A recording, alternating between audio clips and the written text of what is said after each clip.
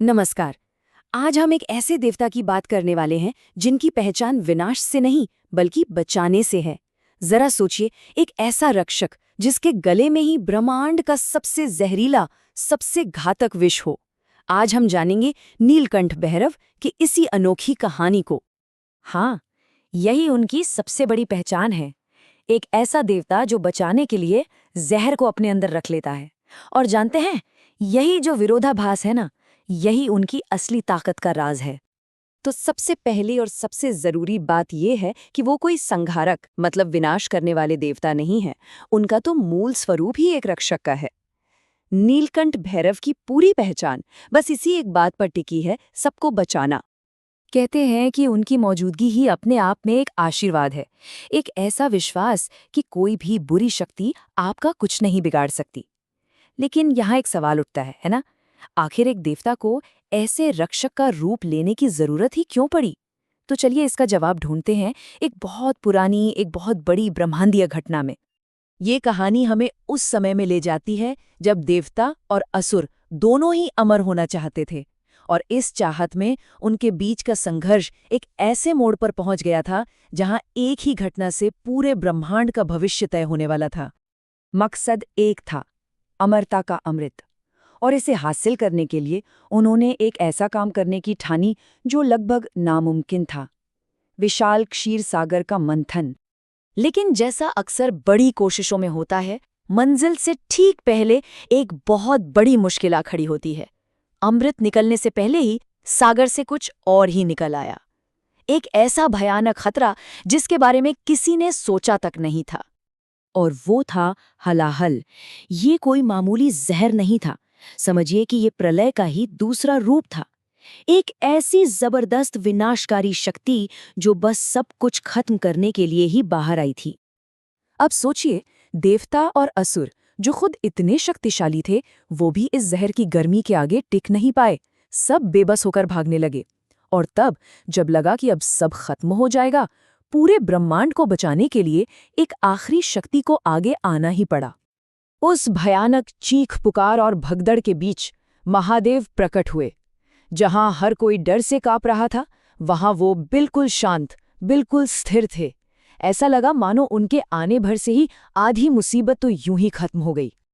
और फिर उन्होंने वो किया जिसकी कोई कल्पना भी नहीं कर सकता था। उन्होंने पूरा का पूरा हलाहल विष पी लिया, लेकिन उन्होंने उसे पेट तक जाने नहीं दिया। अपनी योग शक्ति से उसे अपने गले में, अपने कंठ में ही रोक लिया। और इसी महान बलिदान की वजह से उनका गला हमेशा हमेशा के लिए गहरा नीला पड़ गया, और तभी से वो नीलकंठ कहलाए। लेकिन रुकिए, कहानी अभी खत्म नहीं हुई है, क्योंकि विष को दुनिया के लिए तो रोक लिया गया था, पर अब असली लड़ाई तो महादेव के अपने अंदर शुरू होने वाली थी। सोचिए, हलाहल की आग इतनी इतनी तेज थी कि वो खुद शिव को अंदर से जलाने लगी। एक ऐसी अंदरूनी आग जिसे बुझाना लगभग नामुमकिन लग रहा था। और बस यही कहानी में सबसे बड़ा, सबसे जरूरी मोड़ आता है। ठीक उसी पल जब लगा कि ये जहर अब महादेव पर भी भारी पड़ जाएगा, तभी उनके अंदर से एक नई, एक जबरदस्त शक्ति जागी। ये थी भैरव की ऊर्जा, जिसने ये शक्तिशाली घोषणा की। ये सिर्फ कोई दिलासा नहीं था, ये एक दिव्य संकल्प था। तो यहाँ सबसे कमाल की बात पता है क्या है? उस जहर को खत्म नहीं किया गया, नहीं, उसका रूप बदल दिया गया, उसे ट्रांसफॉर्म कर दिया गया। भैरव की शक्ति ने उस विनाश की आग को लिया और उसे एक पॉजिटिव, एक रक्षा करने वाली ताकत में बदल दिया। तो अब जब जहर ही एक दिव्य शक्ति बन चुका है, तो चलिए अब ये समझते हैं कि नीलकंठ भैरव का ये स्वरूप आज हम सबके लिए क्या मतलब रखता है, इसकी क्या अहमियत है। उनके रूप की हर एक चीज का एक बहुत गहरा मतलब है। जैसे उनका नीला गला, ये सृष्टि को बचाने की उनके पक्के वादे की निशानी है। उनके हाथों में जो त्रिशूल और खड्ग हैं, वो हर बुराई को खत्म करने की ताकत दिखाते हैं। तीसरा नेत्र, वो हमें सही गलत से परे देखने की समझ देता है। और उनके साथ जो सांप और चांद है, वो ये बताते हैं कि उनका काबू समय और ब्रह्मांड की हर शक्ति पर है। देखिए, ये सिर्फ एक पुरानी कहानी नहीं है, ये कहानी हम सब से, हमारी जिंदगी से सीधे सीधे जुड़ती है। हम सब अपनी जिंदगी में किसी न किसी जहर से लड़ रहे होते हैं, है ना? कभी डर, कभी चिंता, कभी कोई इनसिक्योरिटी।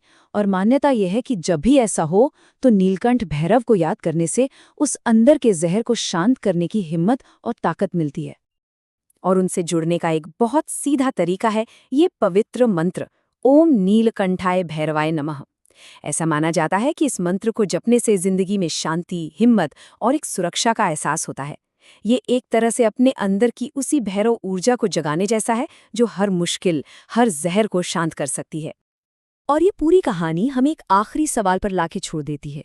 सोचिए, जिस तरह शिव ने उस भयानक जहर को अपने अंदर रखकर उसे ताकत में बदल दिया, क्या हम भी अपनी जिंदगी के आज के जहर के साथ, मतलब डर, नफरत या निराशा के साथ, कुछ ऐसा ही कर सकते हैं?